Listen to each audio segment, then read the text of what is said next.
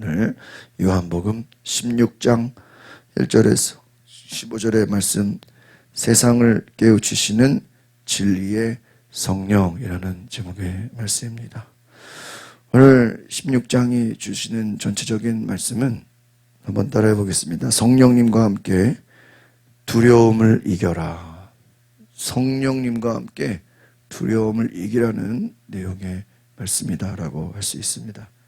요한복음 전체 16장은 다른 어떤 장보다 예수님께서 성령님에 대해서 말씀해 주고 있습니다. 여러분, 신앙생활이 쉽습니까? 어렵습니까?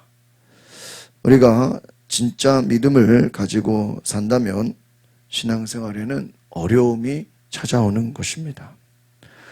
어제도 우리 15장에서 말씀한 것처럼 세상이 너희를 미워하게 될 것이다.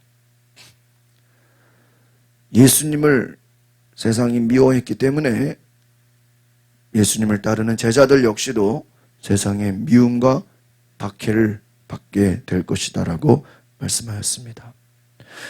사람들의 조롱, 세상의 미움, 고난과 핍박을 받게 되는 것입니다. 그러나 예수님은 우리가 이런 일을 겪을 것을, 제자들이 나중에 많은 핍박을 받게 될 것을 알고 계셨습니다. 그래서 너희는 핍박을 피하거나 그것을 두려워할 것이 아니라 오히려 준비하라, 그렇게 말씀하시는 것입니다. 1절의 말씀, 16장 요한복음 1장 말씀을 1절 말씀 같이 봅니다. 시작. 내가 이 모든 것을 너희에게 말한 것은 너희가 믿음에서 넘어지지 않게 하려는 것이다. 그렇습니다. 예수님께서 장차 일어날 모든 일들을 미리 말씀해 주고 계신 것은 너희가 믿음에서 장차 다가올 고난과 어려움과 그런 박해 가운데서 믿음으로 넘어지지 않게 하려는 것입니다.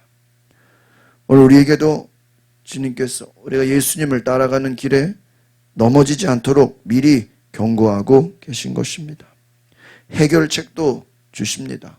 그것은 바로 성령님과 함께하라 하는 것입니다. 오늘 말씀을 통해서 우리가 고난 속에서도 넘어지지 않고 성령의 도우심으로 승리하는 법을 오늘 주님께서 우리에게 말씀해 주고 계십니다.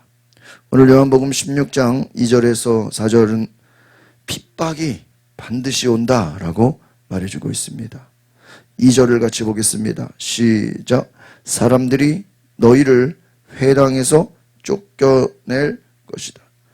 그리고 너희를 죽이는 사람마다 자신이 하는 일이 하나님을 섬기는 일이라고 여길 때가 올 것이다. 잘 보십시오. 회당에서 쫓아내고 죽이려고 한다는 것입니다. 예수님도 마찬가지였죠. 쫓아내고 죽이려고 했습니다. 그런데 그들은 자기들이 하는 일이 하나님을 섬기는 일이라고 착각하고 있다는 것입니다. 어떻게 보면 신앙생활은 전쟁입니다. 세상은 우리를 가만히 두지 않습니다. 예수님께서 제자들에게 반드시 핍박이 올 것이다 라고 미리 말씀하고 계신 것입니다. 왜 예수님을 믿으면 박해가 찾아오고 어려움과 미움을 받게 됩니까? 예수님을 따른다는 것은 세상의 기준과 다르게 살기 때문입니다. 정직하게 살고 거룩하게 살면 세상 사람들은 그것을 매우 싫어하고 불편해합니다. 또한 세상의 죄를 드러내기 때문입니다. 예수님을 따르는 길은 빛으로 사는 길입니다. 그래서 빛 가운데 있는 자들은 어둠 속에 있는 사람들이 당연히 싫어합니다. 빛은 죄를 드러내기 때문입니다. 빛은 어둠을 드러내기 때문이죠. 그래서 그 죄를 드러내는 것이 싫기 때문에 사람들은 빛으로 사는 사람들을 싫어한다는 것입니다. 또한 예수님을 따르는 길은 진리를 전하기 때문에 세상에서 미움을 받습니다. 세상은 거짓을 좋아하고 악한 마귀를 따라가려고 합니다. 예수님의 진리를 전하면 그것은 바로 세상이 싫어하는 그 거짓을 드러내기 때문에 세상은 아주 싫어하고 미워한다는 것입니다.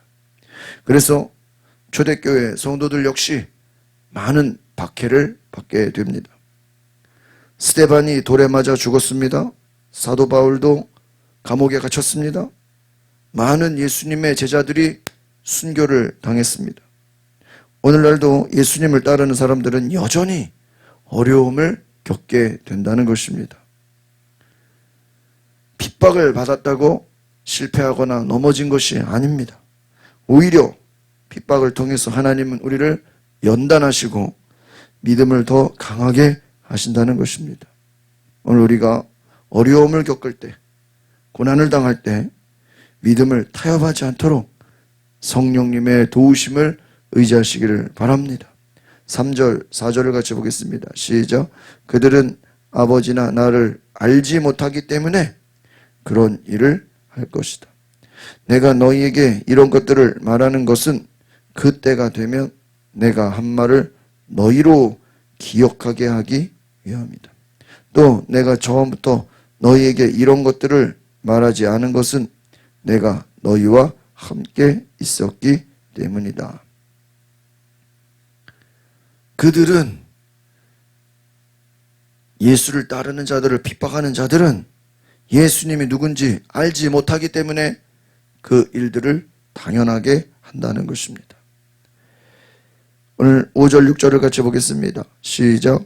이제 나는 나를 보내신 분에게로 간다. 그러나 너희 중에 어디로 가십니까? 라고 묻는 사람이 없고 도리어 내가 한 말 때문에 너희 마음에 슬픔이 가득하구나. 예수님께서 이제 아버지께로 올라가십니다. 죽으시고 부활하시고 이제 승천을 앞두고 계십니다. 그런데 제자들은 마음에 슬픔이 가득했다. 예수님이 떠나가시면 우리가 어떻게 그 일을 할 수 있을까? 걱정하고 두려워하게 되는 것이죠. 이때 예수님께서 제자들에게 말씀하시기를 너희는 두려워하지 말아라. 성령께서 오실 것이다 라고 말씀하고 계십니다. 7절의 말씀을 같이 보겠습니다. 시작. 그러나 내가 진실로 너희에게 말한다. 내가 떠나가는 것이 너희에게 유익하다. 내가 떠나가지 않으면 보혜사가 너희에게 오시지 않을 것이다. 그러나 내가 가면 너희에게 보혜사를 보내주겠다. 두려워하는 제자들에게 예수님께서는 오히려 내가 떠나가는 것이 너희에게도 유익하겠다. 왜냐하면 성령님이 오시기 때문입니다. 예수님께서 제자들에게 떠나신다고 하실 때 제자들은 두려워합니다. 예수님이 없으면 우리는 어떻게 할 수 있겠습니까? 그러나 성령이 오시기 때문에 걱정할 것이 없다라는 것입니다. 성령님은 어떤 분입니까? 우리를 도우시는 보혜사, 우리를 도우시는 분이십니다. 또한 그는 진리의 영이십니다. 우리를 바른 길로 인도하시는 분이십니다. 또한 죄와 의와 심판에 대해서 깨닫게 하시는 분이십니다. 오늘 8절, 9절, 10절, 세 절을 같이 봅니다. 시작. 보혜사가 오시면 죄에 대해, 의에 대해, 심판에 대해 세상을 책망하실 것이다. 죄에 대해라고 한 것은 사람들이 나를 믿지 않기 때문이요. 의에 대해라고 한 것은 내가 아버지께로 가므로 너희가 다시는 나를 볼 수 없기 때문이요. 심판에 대해라고 한 것은 이 세상의 통치자가 심판을 받았기 때문이다. 죄와 의와 심판에 대해 깨닫게 하시고 가르쳐 주시고 모든 것을 알려주시는 분이 보혜사 성령님이다라는 거예요. 세상을 책망하실 것이다. 이 앞에서 세상이 너희를 미워한다 그랬죠. 핍박을 준다 그랬습니다. 그런데 성령께서는 그 세상을 책망하시겠다라는 것입니다. 우리의 연약함을 도와주시고 우리가 넘어지지 않게 붙들어 주시고 세상의 핍박 속에서도 두려워하지 않고 담대하게 나아가도록 성령께서 도우시는 것입니다.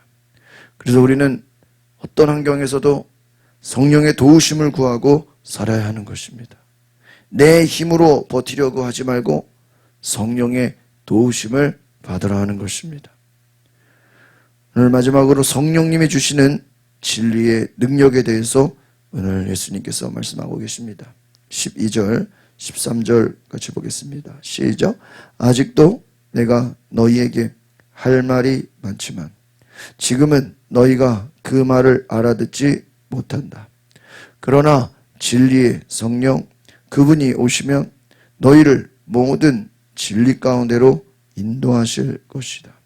그분은 자기 생각대로 말씀하시지 않고 오직 들은 것만을 말씀하시며 또한 앞으로 일어날 일들을 너희에게 말씀하실 것이다 그랬습니다. 우리는 연약합니다.